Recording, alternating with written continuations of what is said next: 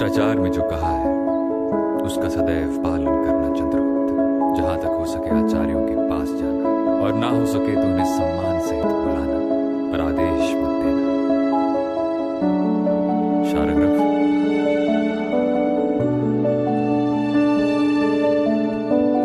आज से तुम इसका अभ्यास करोगे और अपने कर्तव्यों का निर्वाह करोगे। इसमें शारंग्रव और निपुणक तुम्हारी सहायता करेंगे। मैंने ऋषि परंपरा और अपने आचार्यों से जो भी सीखा है वो इसमें लिखा है। मैं नीति शास्त्र की महान परंपरा का एक साधारण उत्तराधिकारी हूं। मैं चाहता हूं कि तुम इस धरोहर के महान उत्तराधिकारी बनो।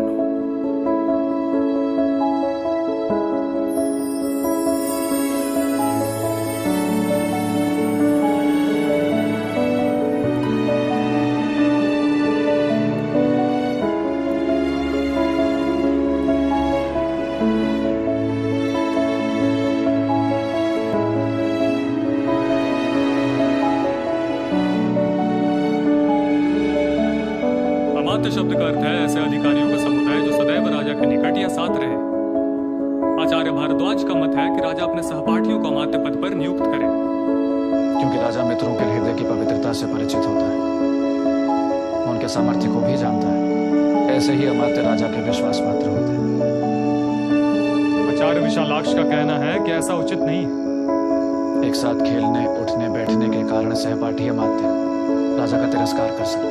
इसलिए अमात्य उनको बनाना चाहिए जो गुप्त कार्यों में राजा का साथ देते रहे। समान और समान व्यसन के कारण ऐसे अमात्य गुप्त बातों का भेद खुल जाने के भय से राजा का अपमान नहीं करते। आचार्य पाराशर के मत से आचार्य विशालाक्ष की उक्तियां दोषपूर्ण हैं। ऐसा करने से यह भी संभव है कि गुप्त बातों का भेद खुल जाने के भय से राजा ही अमात्यों के हाथ की कठपुतली बन जाए, क्योंकि राजा जितनी ही अपनी गुप्त बातें प्रकट करता है उतना ही शक्तिहीन होकर अमात्यों के वश में हो जाता है।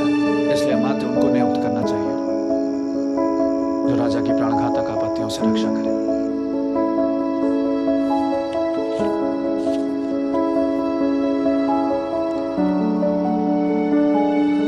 नीति पिशुना, आचार्य पिशुना, इसे भक्ति कहते हैं। प्राणों की चिंता न करके राजा की सहायता करना भक्ति है, सेवा धर्म है। यह बुद्धि का प्रमाण नहीं है जो अमात्य का सर्वोच्च गुण है। इसलिए अमात्य पद पर उन्हीं को नियुक्त करना चाहिए जो विशिष्ट राजकीय कार्यों पर नियुक्त होकर अपने कार्यों को करके दिखा दे। इससे उनकी बुद्धि की परीक्षा होती है। आचार्य कोणपदद इस मत को नहीं मानते।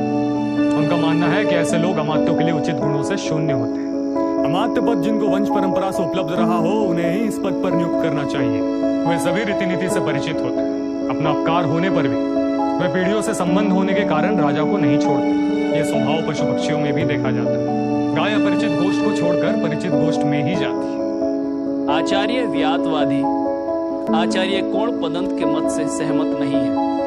उनका मानना है कि ऐसे अमात्य राजा का सब कुछ अपने अधीन कर राजा के समान स्वतंत्र वृत्ति वाले हो जाते हैं। इसलिए नीति कुशल राजा नए व्यक्तियों को ही अमात्य नियुक्त करे। नए अमात्य दंडधारी राजा को यम का दूसरा अवतार समझकर उसकी कभी भी अवमानना नहीं करते। आचार्य बहुदंती पुत्र इससे असहमत है। उनका मानना है कि नीति शास्त्र में निपुण पर प्रत्यक्ष कार्य के अनुभव के बिना व्यक्ति राजकार्यों को नहीं कर सकता। इसलिए जो व्यक्ति कुलीन, बुद्धिमान, विश्वासपात्र, वीर और राजभक्त उन्हें अमात्य पद पर नियुक्त करना चाहिए। लेकिन मेरे आचार्य कौटिल्य के अनुसार भारद्वाज से लेकर बहुदंती पुत्र तक की विचार परंपरा अपनी अपनी जगह पर ठीक है। किसी भी पुरुष के सामर्थ्य की स्थिति उसके कार्य की सफलता पर निर्भर करती है, परंतु उसकी कार्य क्षमता उसकी विद्या और बुद्धि पर ही आंकी जा सकती है। इसलिए राजा को चाहिए कि वो अपने सहपाठी आदि की भी सर्वथा अवहेलना ना करे। उसके लिए वो विद्या, बुद्धि, साहस, गुण, देश, दोष, काल और पात्र का विचार करके ही अमात्यों की नियुक्ति करे, किंतु उन्हें अपना मंत्री ना बनाए।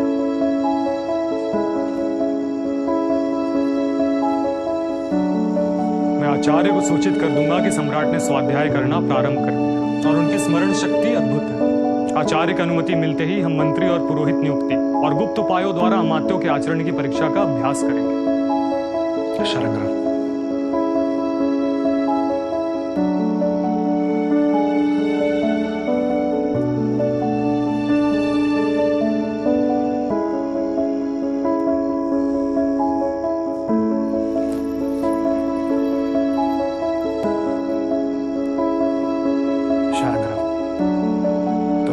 सहपाठी रहे हो, आज भी हो।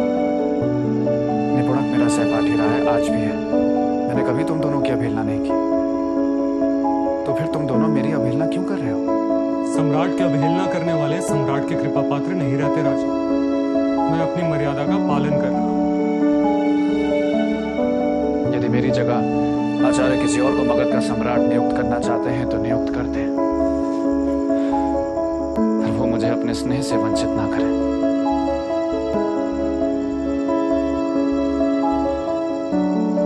नहीं चाहिए मुझे मगध का साम्राज्य यदि यही मेरे स्वजनों की मर्यादा है।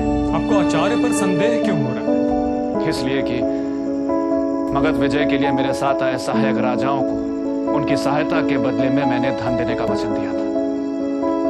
वो मुझसे हर दिन मगध के राजकोष का हिस्सा मांग रहे हैं, पर मेरे पास उत्तर नहीं है। पर्वतक को आधा राज्य देने का वचन दिया था, वे मुझसे आधा राज्य मांग रहे हैं, पर आचार्य इस पर मौन है। अब उनकी दृष्टि 80 करोड़ की संपत्ति पर है। मैं परतंत्र हूं, पर वे स्वतंत्र हैं। आचार्य ने पर्वतक, उनके पुत्र मलय केतु और दूसरे राजाओं की गतिविधि पर कोई रोक नहीं लगाई, और मैं राजप्रसाद में बंदी हूं। ऐसा क्यों शारंगराव? मेरे पास पाटलिपुत्र की कोई सूचना नहीं आती और दूसरे राजाओं के पास मेरी सूचना तक है। ऐसा क्यों शारंगराव? आचार्य ने जब मुझे नहीं बताया, वो मुझे पर्वतक ने बताया। क्या बताया पर्वतक ने? यही कि पाटलिपुत्र में कुछ लोग मेरा विरोध कर रहे हैं और आचार्य इस पर मौन है। आचार्य जब उचित समझेंगे अपना मौन तोड़ेंगे। एक ही बात को बार बार दोहराना वाणी का दोष और दुरुपयोग है। फिर भी आपको विश्वास दिलाने के लिए कहता हूं, आचार्य वही निर्णय लेंगे जो राष्ट्र के हित में है।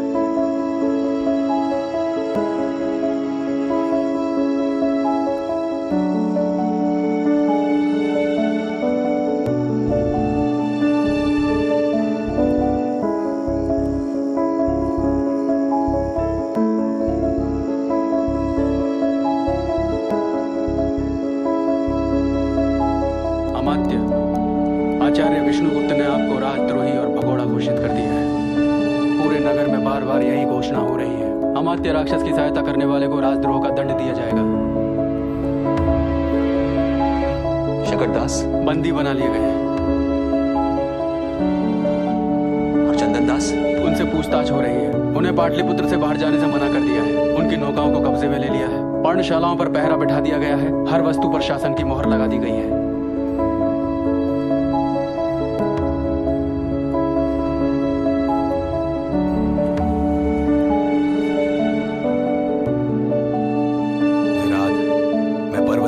राज्य दूंगा और उसके सहायक राजाओं को धन। चंद्रगुप्त की हत्या की सूचना लेकर स्वयं पर्वतक आए या उनका पुत्र मलयकेतु आए, उसी क्षण से मगध का आधा राज्य उनका। दैव विपरीत नहीं हुआ तो आज की रात चंद्रगुप्त की आखिरी रात होगी। या चंद्रगुप्त पर विष प्रयोग के लिए विष देने वाली स्त्री प्रासाद में पहुंच गई है। विराट, किसी भी तरह हमें शकटदास को कारागार से निकालना है और चंदन दास को नगर से। धन से, छल से, भेद से, किसी भी तरह।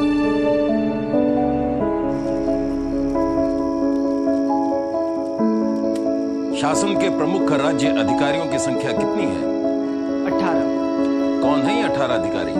ये है मंत्री, पुरोहित, दौवारिक, प्रशास्ता, समाहर्ता, सन्निधाता, प्रदेष्टा, नायक, पौर, व्यवहारिक, कार्मांतिक, सभ्य, दंडपाल, अंतपाल और दुर्गपाल। दौवारिक यानी? राजप्रासाद का प्रधान अधिकारी। दौवारिक का कर्तव्य क्या है? आगंतुकों के उनके पद और योग्यता के अनुसार उनके बैठने की व्यवस्था और उनकी जांच। अंतर्वांशिक यानी?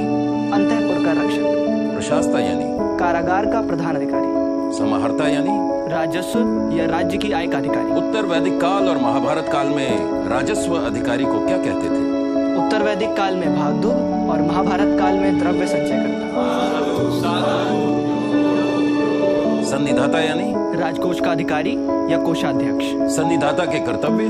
कोषगृह, पर्णगृह, भंडार गृह, अन्नागार, शास्त्रागार और कारागार का निर्माण, साथ ही न्यायालय और सचिवालय का निर्माण। सन्निधाता और समाहर्ता में क्या अंतर है? समाहर्ता राजस्व एकत्र करता है और सन्निधाता उसे सुरक्षित रखता है। प्रदेष्टा यानी? दंडाधिकारी या आयुक्त। प्रदेष्टा के कर्तव्य? गोप और स्थानिक क्षेत्रों में राज्य के शत्रुओं का दमन, समाहर्ता के साथ अलग अलग विभाग के अध्यक्षों और उनके नीचे काम करने वाले कर्मचारियों पर निगरानी, अपराधियों को दंड सुनाना और देना। नायक यानी सैनिकों का प्रधान अधिकारी। क्या सेनापति और नायक एक हैं? नहीं, सेनापति नायक से बड़ा होता है। नायक सेना के आगे रहता है और सेनापति पीछे। सेनापति मंत्री परिषद का सदस्य होता है, नायक नहीं। सैनिक छावनियां नायक बनवाता है, सेनापति नहीं। 18 तीर्थों और राज्य अधिकारियों की सूची में सेनापति का नाम पहले आता है। युवराज के साथ सेनापति रहता है, नायक नहीं। सैनिकों को पुरस्कार का वचन देकर प्रोत्साहन सेनापति देता है, नायक नहीं। सेनापति का वेतन भी नायक से अधिक होता है।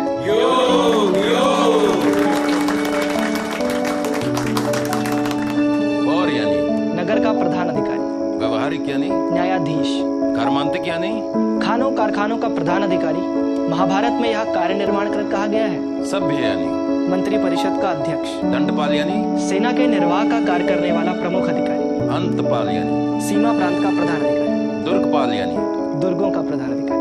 प्रधानमंत्री पद के लिए कौन उपयुक्त है? जिसने स्वदेश में जन्म लिया हो, कुलीन, अवगुण शून्य, निपुण सवार, ललित कलाओं का ज्ञाता, अर्थशास्त्र का विद्वान, बुद्धिमान, स्मरण शक्ति से संपन्न, चतुर, वाक्पटु, प्रगल्भ, प्रतिवाद और प्रतिकार करने में समर्थ, उत्साही, प्रभावशाली, सहिष्णु, पवित्र, मित्रता के योग्य, दृढ़, स्वामी भक्त, सुशील, स्वस्थ, धैर्यवान, अभिमान रहित, स्थिर प्रकृति और द्वेष रहित पुरुष ही प्रधानमंत्री पद के योग्य है। जिसमें 1/4 या आधी योग्यताएं हो, उन्हें मध्यम या निकृष्ट मंत्री समझना चाहिए। पुरोहित किसे चुनना चाहिए? चरित्रवान, वेद वेदांगों को जानने वाला, दंड नीति में पारंगत, प्राकृतिक और मानवीय विपत्तियों से लड़ने का साहस रखने वाले को ही पुरोहित नियुक्त करना चाहिए। राजा और पुरोहित का कैसा संबंध होना चाहिए?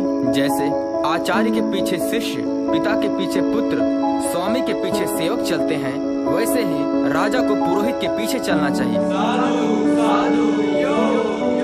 मंत्री परिषद में मंत्रियों की संख्या कितनी होनी चाहिए? मनु को मानने वाले विद्वानों के अनुसार मंत्री परिषद में 12 माते होने चाहिए। बृहस्पति को मानने वालों के अनुसार 16 मंत्री होने चाहिए और शुक्राचार्य को मानने वालों के अनुसार 20 मंत्री होने चाहिए। आचार्य कौटिल्य के अनुसार मंत्रियों की संख्या मंत्रियों के काम करने के सामर्थ्य के आधार पर तय करनी चाहिए। मंत्री परिषद में निर्णय किस आधार पर होना चाहिए? मंत्री परिषद में निर्णय मंत्रियों के बहुमत के आधार पर होना चाहिए। आचार्य, पर्वतक और उनके सहायक राजा नट नर्तक गणिकाओं को उत्सव के लिए आज शाम को बुलाना चाहते हैं।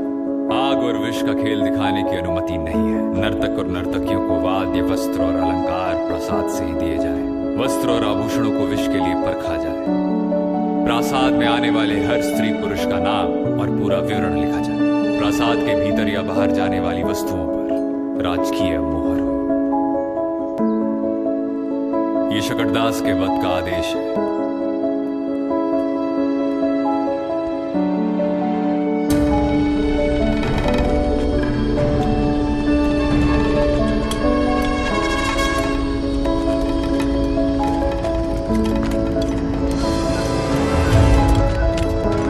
सावधान! हम किसी की हत्या नहीं चाहते। शकटदास को छोड़ दो, हम तुम्हें जीवित छोड़ देंगे ताकि तुम नगर जाकर अपने महामंत्री को यह सूचना दे सको कि अमात्य राक्षस अभी तक हारे नहीं हैं। आखिरी बार कह रहा हूं।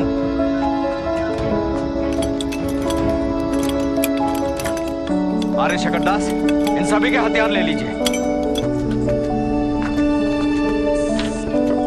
अब जो अपने प्राण बचाना चाहता है वो भागे।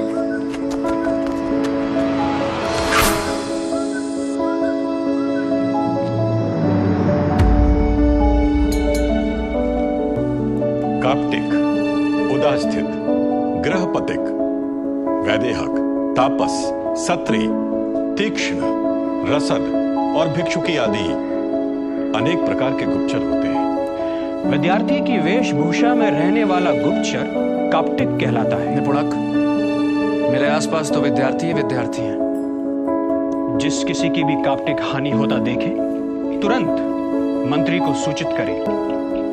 सन्यासी के वेश में रहने वाले गुप्तचर को उदास्थित कहते हैं। गरीब किसान के वेश में रहने वाले गुप्तचर को वैदेहक कहते हैं। जीविका के लिए सिर मुंडाए या जटा बढ़ाए गुप्तचर को तापस कहते हैं। वह नगर के नजदीक बहुत से मुंड या जटिल विद्यार्थियों को लेकर रहे और महीने 2 महीने तक लोगों के सामने शाक या मुट्ठी भर अनाज खाता रहे, पर छिपकर अपनी इच्छा अनुसार स्वादिष्ट भोजन करता रहे। वैदेहक और उसके अनुचर तापस गुप्तचर की पूजा अर्चना करते रहे और शिष्य मंडली घूम घूम कर प्रचार करे कि यह तपस्वी सिद्ध, भविष्यवक्ता और लौकिक शक्तियों से संपन्न है और वह भविष्य फल को जानने की इच्छा से आए हुए लोगों को यह काम आज होगा या कल राजा करेगा या नहीं आदि बताए। तापस गुप्तचर की क्षत्रिय आदि दूसरे गुप्तचर मदद करें। यदि प्रश्न करने वालों में बुद्धिमान और चतुर लोग हों तो उन्हें राजा की ओर से धन प्राप्त होने की बात कहें। मंत्री के साथ उनकी मुलाकात का योग बताएं। जब मंत्री से उनकी मुलाकात हो तो ऐसे लोगों को धन, नौकरी आदि देकर गुप्तचर की वाणी सच्ची सिद्ध कर दे। आगे जो राजा के संबंधी ना हो और जिनका पालन पोषण करना राजा के लिए जरूरी हो, जो सामुद्रिक विद्या, ज्योतिष, व्याकरण, अंगों का शुभ अशुभ फल बताने वाली विद्या, वशीकरण, इंद्रजाल, धर्मशास्त्र, पक्षी शास्त्र, शकुन शास्त्र, काम शास्त्र और नाचने गाने की कला में निपुण हो, वे क्षत्रिय गुप्तचर कहलाते हैं। अपने देश में रहने वाले जो धन के लिए प्राणों की परवाह न कर हाथी, बाघ और सांप से भिड़ जाते हैं, उन्हें तीक्ष्ण गुप्तचर कहते हैं। अपने भाई बहनों से भी स्नेह न रखने वाले, क्रूर प्रकृति के और आलसी स्वभाव वाले व्यक्ति को रसद कहते हैं। यानी ये जहर देने वाले गुप्तचर हुए ना आचार्य? बिल्कुल। आगे नौकरी चाहने वाली, गरीब, प्रौढ़, विधवा, दबंग ब्राह्मणी, रनिवास में सम्मानित प्रधान अमात्यों के घरों में प्रवेश पाने वाली, सन्यासी के वेश में काम करने वाली परिव्राजिका नाम की गुप्तचरी कहलाती है। इसी तरह मुंडा या बौद्ध भिक्षुणी और वृषली आदि स्त्री गुप्तचर होती है। राजा को चाहिए कि वह क्षत्रिय गुप्तचरों को मंत्री, पुरोहित, युवराज, द्वारिक, अंतर्वांशिक, प्रशास्ता, समाहर्ता, सन्निधाता, प्रतिष्ठा और व्यवहारिक, कार्मांतिक, मंत्री परिषद अध्यक्ष, दंडपाल, दुर्गपाल, अंतपाल, 8वीं पाल के पास उनके कौशल, वाणी, कुलीनता के आधार पर उनकी भक्ति और सामर्थ्य की परीक्षा करके रखे।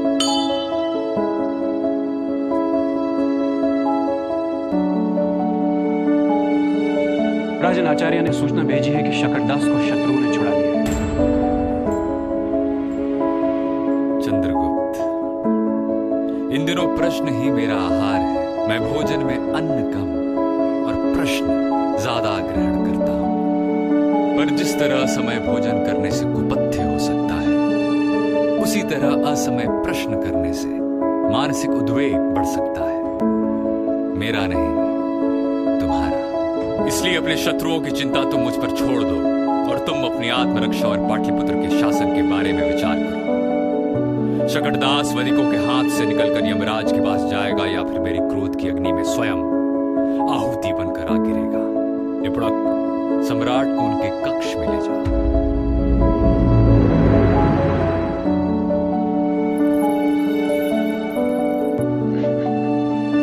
अच्छा हुआ तुम उस दुष्ट के हाथों मरने से बच गए।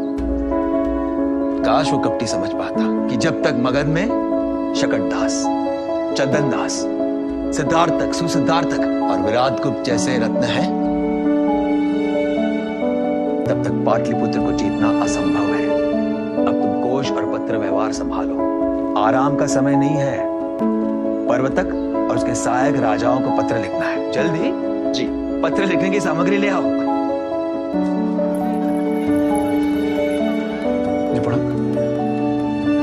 आवाज मेरे सहायक राजाओं के कक्ष से आ रही है। हाँ राजन। क्या सोचकर आचार्य ने उन्हें उत्सव मनाने की अनुमति दी?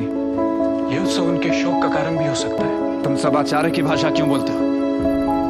यहाँ कौन है जो आचार्य की भाषा नहीं बोलता राजन? पाटलिपुत्र पर विजय के पहले आप भी आचार्य की भाषा ही बोलते थे। यदि आप उनके योग्य शिष्य बने तो जीवन भर आप उनकी ही भाषा बोलेंगे। इसलिए शांत चित्त होकर मेरे साथ स्वाध्याय करिए। कितनी बार एक ही अध्याय पढ़ूं? जब तक अर्थशास्त्र और दंड नीति आपका स्वभाव न हो जाए राजन। एक आचार्य जीवन भर कुछ पाठों को दोहराते रहता है, पर कभी नहीं पूछता कितनी बार दोहराऊं। ये शास्त्र विलास दूसरे विलासों से अच्छा है राजन। ये शास्त्रों का अमृत है। मधु के लिए अभी आपको अनुमति नहीं है, अभी तो आप यही पीछे।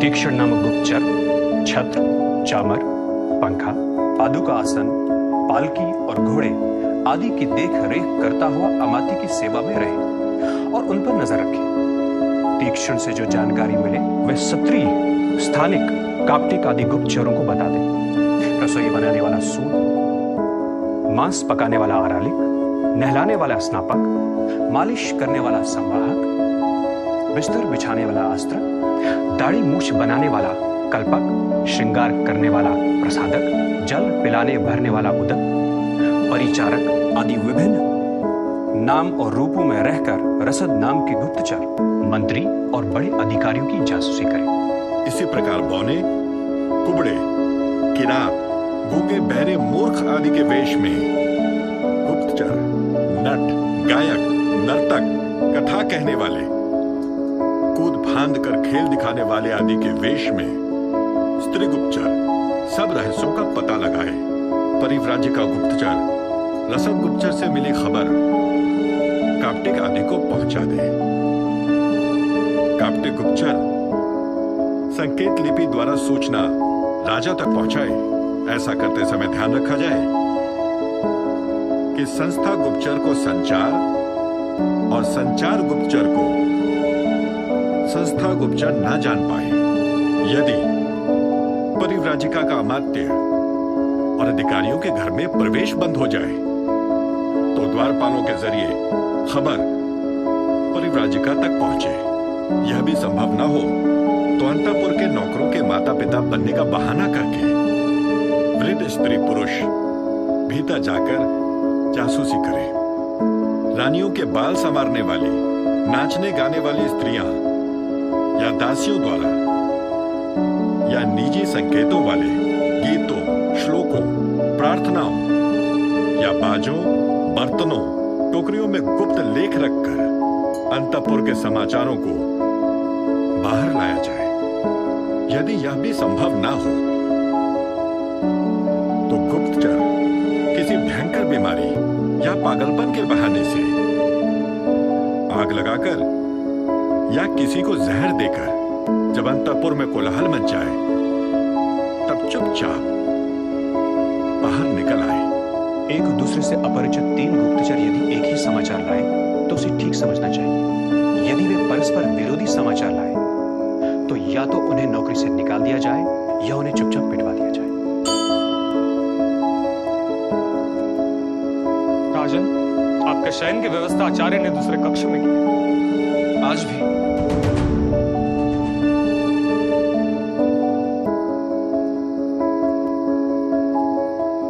नींद नहीं आ रही है माते? लीजिए।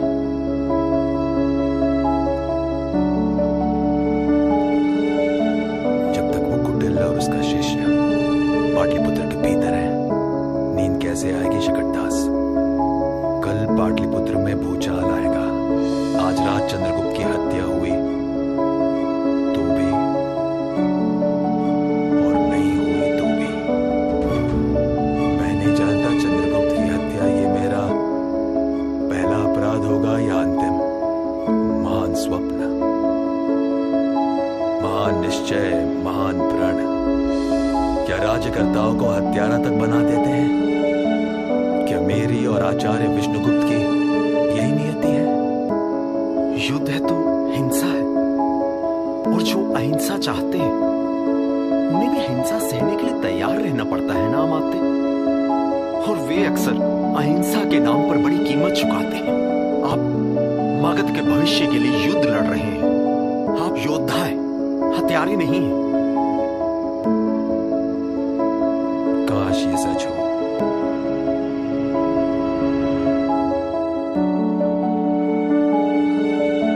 अपने प्रति प्रजा और नगरवासियों का अनुराग द्वेष जानने के लिए वहां भी राजा गुप्तचरों की नियुक्ति करें। गुप्तचर अफवाहों पर भी ध्यान दें। जो लोग राजा से संतुष्ट हों उन्हें धन और सम्मान देकर और भी संतुष्ट करना चाहिए। जो लोग किसी कारण राजा से अप्रसन्न हों उन्हें धन और सम्मान देकर प्रसन्न करना चाहिए। फिर भी वे असंतुष्ट बने रहें तो उनके विरुद्ध दंड और कर संबंधी अधिकारों का प्रयोग कर राष्ट्र के साथ उनका द्वेष कराते हैं। यानी विरोधियों को अपराध और कर के मामले में फंसाया जाए।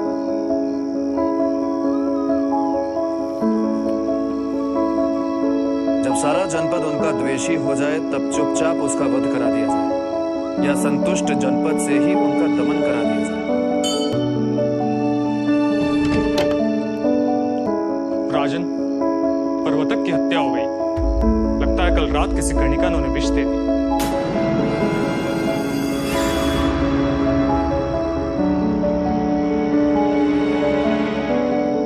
यदि राजा पर्वतक को विष किसी स्त्री ने दिया तो उनका पुत्र मलय केतु और मेरे दूसरे सहायक राजा भाग क्यों गए? किसकी आज्ञा से पर्वतक को विष दिया गया आचार्य? अमात्य राक्षस। ये झूठ है आचार्य। चंद्रगुप्त, सच तो यही है कि विष देने की आज्ञा अमात्य राक्षस ने दी, पर पर्वतक के लिए नहीं बल्कि तुम्हारे लिए। मेरा अपराध सिर्फ इतना है कि मैंने तुम्हें उस कमरे में सोने नहीं दिया जिस कमरे में पर्वतक की मृत्यु हुई थी। शारंगरव, अपने सम्राट को प्रमाण दो कि उनके सभी साथी अमात्य के साथ मिलकर मलय केतु को सिंहासन, राज्य और कोष के बंटवारे की योजना बना रहे थे। नहीं चाहिए मुझे ऐसा साम्राज्य जहां हर कदम पर घात प्रत्याघात छल प्रपंच हो आचार्य। अर्जुन को भी ऐसा ही विषाद हुआ था युद्ध भूमि में चंद्रगुप्त। पर मत भूल कि जुए में छल करने वाले भाई थे, द्रौपदी को भरी सभा में घसीट कर लाने वाले भाई थे, और युद्ध के बिना सुई की नोक के बराबर भूमि ना देने वाले भी भाई थे। ऐसा ही विषाद युधिष्ठिर को भी हुआ था युद्ध में विजयी होने के बाद। पर अभी जिन दुष्टों से तुझे सहानुभूति हो रही है, उन दुष्टों को पाटलिपुत्र पर आक्रमण करने का आमंत्रण मैंने नहीं दिया था। इसलिए राष्ट्रद्रोहियों को कठोर दंड देने के लिए सज्ज हो। चंदनदास सभी षड्यंत्रों में अमात्य राक्षस की सहायता कर रहा है और उसी के धन बल पर राक्षस पाटलिपुत्र को जीतने का स्वप्न देख रहा है। शारंगरव, सम्राट चंद्रगुप्त की आज्ञा से चंदनदास को बंदी बनाया जाए और उसे नगर में घुमाया जाए, और आज सूर्यास्त से पहले उसका वध कर दिया जाए। सम्राट आज्ञा दे।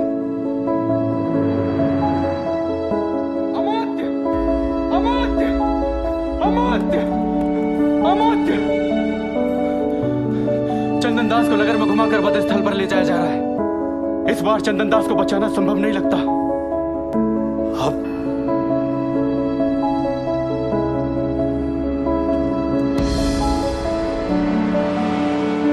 मगध के रत्नों को खोकर मगध विजय में क्या रखा है? शकटदास, आचार्य विष्णुगुप्त मुझे पराजित देखना चाहते हैं। मुझे अब आत्मसमर्पण करना ही होगा।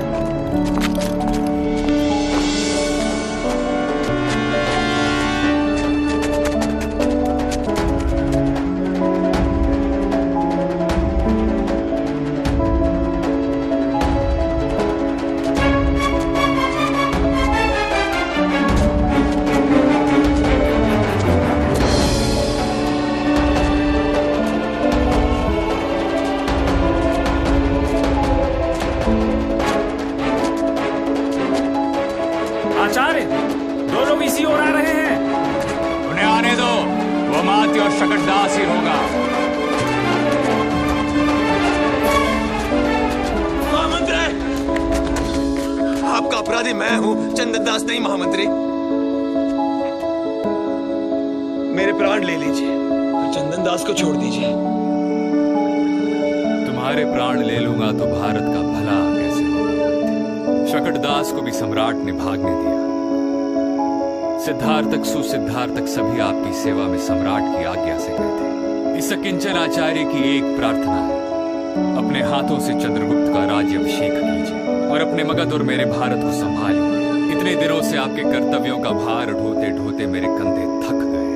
अपना पद संभालिए आचार्य और मुझे तक्षशिला वापस जाने की आज्ञा दीजिए अमात्य।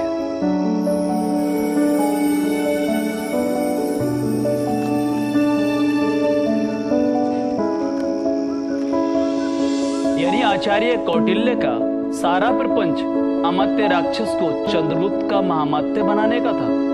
नंद भक्त से राष्ट्र भक्त बनाने का, अपने सबसे बड़े विरोधी को सबसे बड़ा पद देने का साहस निष्कपट, निष्कलंक, अपरिग्रही आचार्य ही कर सकता है। यह होता है योग्यता का सम्मान। धननंद का क्या हुआ आचार्य? आचार्य, धननंद को वन में संसार के दुखों से मुक्ति मिली। ओम शांति शांति। अमात्य राक्षस के चंद्रगुप्त के महामंत्री बनते ही सारे शत्रु भाग गए। अमात्य ने चंद्रगुप्त का राज्याभिषेक और नंद पुत्री के साथ उसका विवाह करवाया। क्या पाटलिपुत्र में नहीं रह सकते आचार्य? मेरा काम राजनीति पढ़ाना है, राजनीति करना नहीं चंद्रगुप्त। और उसके लिए श्रेष्ठ व्यक्ति तुम्हें मिल चुका है। गुरुदक्षिणा में क्या दूं आचार्य? अन्न से बढ़कर कोई दूसरा धन नहीं और भूख से बड़ा कोई दूसरा शत्रु नहीं। इसलिए तेरे खेतों में इतना अन्न हो कि तेरे राष्ट्र के खेतों में बिखरे हुए अन्न से किसी वानप्रस्थ, किसी अपरिग्रही का निर्वाह हो जाए। पर खेत में बिखरे अन्न का भाग कर के रूप में लेना ना भूलना। तेरे तालाब, तेरी नदियां जल से भरी रहे, साफ रहे, खेत प्यासे ना हो। यही मेरी गुरु दक्षिणा होगी। मेरी प्रसन्नता के लिए कुछ तो मांगे आचार्य। शारंग रव और निपुणक के जूते फट चुके हैं, उनके लिए जूते, छतरी और 2 वस्त्र दे दे। आपके लिए? मेरे पैरों में कांटे चुभने दे, तभी तो मैं उन्हें नष्ट करूंगा। मेरे लिए भिक्षा मांगकर ला सकेगा जूते?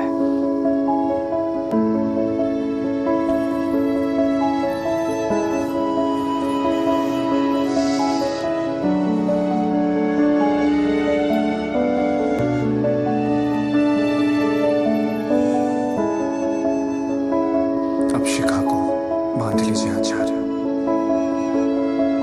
आचार्य विष्णुगुप्त शारंग रव और निपुणक के साथ तक्षशिला चले गए। नंद साम्राज्य का अंत हुआ और मौर्य साम्राज्य का उदय।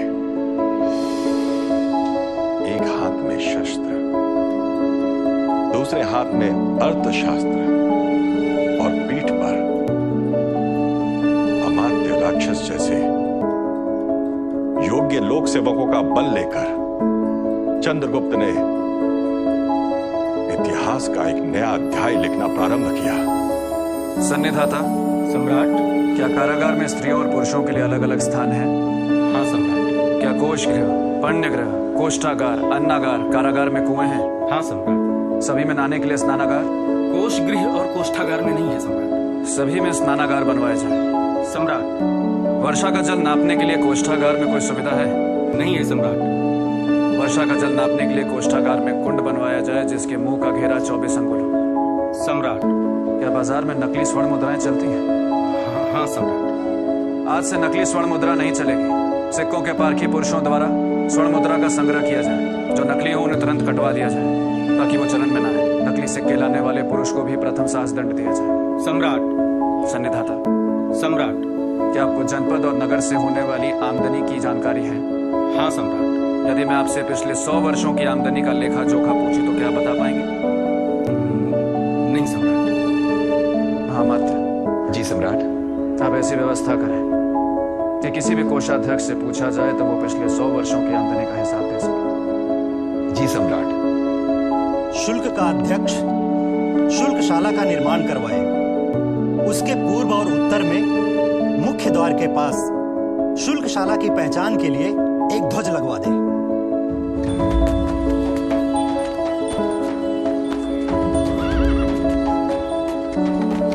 माल को नगर के बाहर या भीतर ले जाने वाले हर व्यापारी का नाम, उनकी जाति, उनका निवास और माल का पूरा विवरण और कहां-कहां मुहर लगी है ये लिखा जाना सम्राट ने अनिवार्य कर दिया है। इसलिए कोई बहस नहीं। शुल्काध्यक्ष, इनके माल पे मुहर नहीं लगी, क्या करूं? इनकी जितनी चुंगी बनती है उसका दुगना जुर्माना करो। जी चलिए।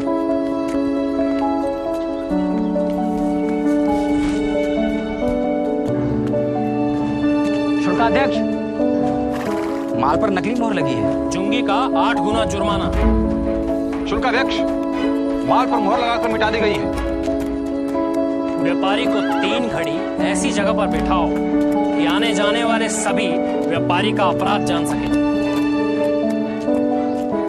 शुल्कशाला की ध्वजा के नीचे एकत्र होकर व्यापारी लोग अपने माल का नाम, उसकी कीमत, उसका वजन आदि की बोली लगाएं।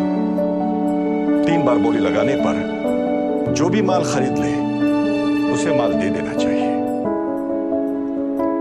यदि माल खरीदने वालों में होड़ लग जाए तो माल का मूल्य बढ़ाकर बोली लगाई जाए और तय आमदनी से अधिक मूल्य और उसकी चुंगी राजकोष में जमा की जाए। अधिक चुंगी देने के डर से जो व्यापारी अपने माल और उसके मूल्य को कम बताए, उसके कम बताए गए माल को राजा ले ले या व्यापारी से 8 गुना शुल्क वसूल किया जाए। शुल्काध्यक्ष, एक व्यापारी ने ऊपर ऊपर घटिया माल दिखाया पर नीचे बढ़िया माल छुपाया और मूल्य घटिया माल का बता रहा। बढ़िया सामान की चुंगी का 8 गुना दंड दो। जी।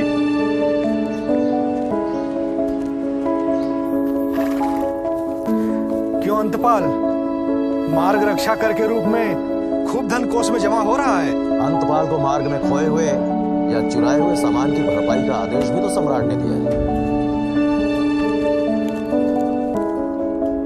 माल ढोने वाले गाड़ी पर 1.25 पड़, घोड़े, खच्चर, गधे आदि 1 खुर वाले पशुओं की गाड़ी पर 1 पड़, बैल आदि पर आधा पड़, बकरी, भेड़ आदि छोटे पशुओं पर 1/4 पड़ और कंधे पर भार ढोने वाले व्यक्ति पर 1 मास के हिसाब से आपका मार्ग कर 10 पड़ हुआ। सम्राट, शुल्काध्यक्ष ने एक व्यापारी की चुंगी माफ कर दी थी। क्या तुमने उससे रिश्वत ली थी? नहीं सम्राट, वो व्यापारी मेरा मित्र था। अमात्य, राज्य को जो चुंगी मिलने वाली थी उसका 8 गुना शुल्काध्यक्ष को दंड दिया जाए। अमात्य, माँ ने कहा सम्राट से विवाह कर लो, मैंने कर लिया। सबने कहा सम्राट को क्षमा कर दो, मैंने कर दिया। मैं जानती हूँ राजाओं के लिए विवाह भी एक राजनीति होती है, पर क्या प्रेम भी राजनीति होती है अमात्य? मैं तेरे पिता जैसा हूं दुर्धरा, सिर्फ एक ही बात कहूंगा, अतीत को नहीं, भविष्य को देख और अपने नए संसार की शुरुआत कर। शची बन और चंद्रगुप्त को इंद्र बना। शची के पिता की हत्या तो इंद्र ने भी की थी, पर एक बात जरूर जानता हूं, चंद्रगुप्त के हाथों में तेरे पिता का खून नहीं है, वो निर्दोष है। क्या मेरे पिता जीवित है अमात्य? नहीं होने की संभावना ज्यादा है बिटिया।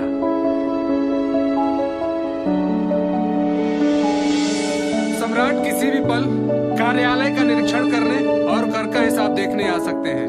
सम्राट कोई सवाल करे तो भूल नहीं होनी चाहिए, इसलिए मैं जो पूछूं उसे ध्यान से सुनकर उसका उत्तर देना। जी आर्य।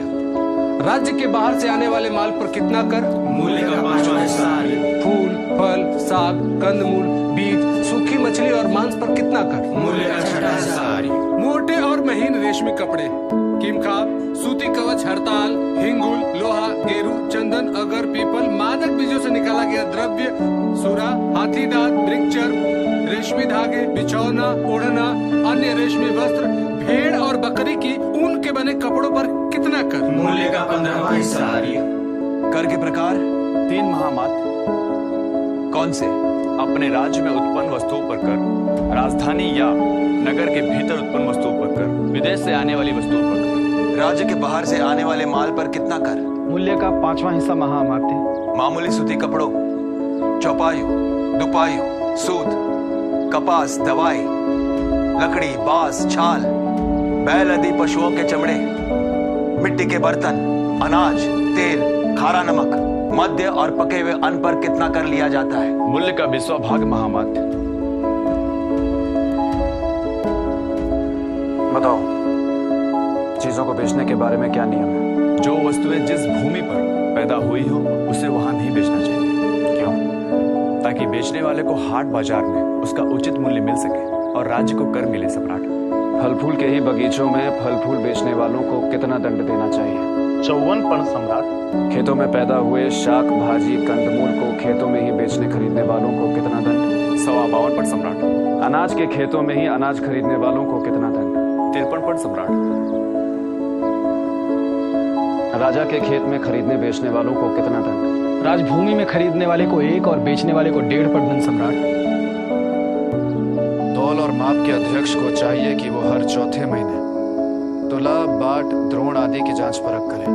जो व्यापारी तय समय पर जांच ना करवाए उसे 27.25 पण दंड देना चाहिए।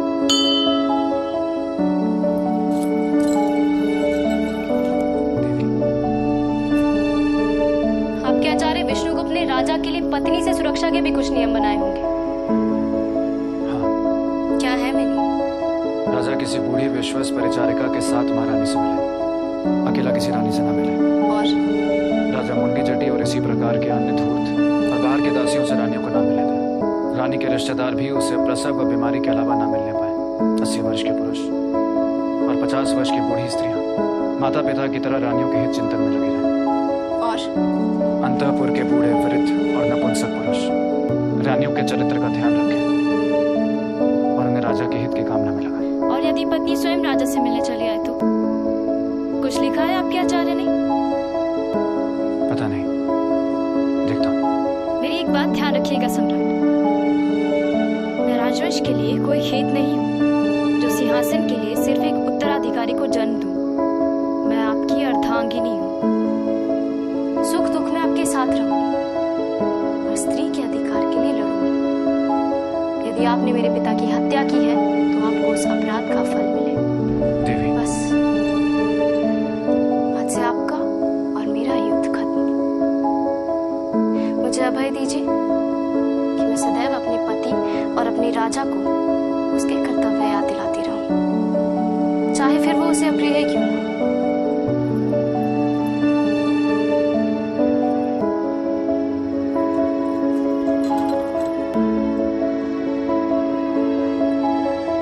अभेद्य दुर्धर मनु से लेकर कौटिल्य तक के ज्ञान प्रवाह का यह कोश है सम्राट। न इसके पहले इस जैसा कोई ग्रंथ लिखा गया और इसके बाद इस जैसा कोई ग्रंथ लिखा जाएगा, इसमें मुझे संदेह है। भारत की राजनीति के ऋषियों के चिंतन का सार है यह, और जब तक अर्थशास्त्र भारत के जीवन में रहेगा, यह हर राजा, हर शासक, हर मंत्री, हर लोक सेवक को याद दिलाता रहेगा कि वह प्रजा के वेतन भोगी सेवक से बढ़कर कुछ नहीं है। जब तक यह ग्रंथ भारत की स्मृति में रहेगा, यह शासनकर्ताओं को स्मरण कराता रहेगा कि भारत एक राष्ट्र है और इस महान राष्ट्र के एक शिक्षक में भी इतना सामर्थ्य है कि वह नंदवंश जैसे पर्वत को भी जड़ सहित उखाड़ कर फेंक सकता है। इसलिए मैं उस आचार्य विष्णुगुप्त कौटिल्य और सभी महान आचार्यों को स्मरण कर अर्थशास्त्र की यह प्रति आपको समर्पित करता हूं। सभी शिक्षकों को प्रणाम।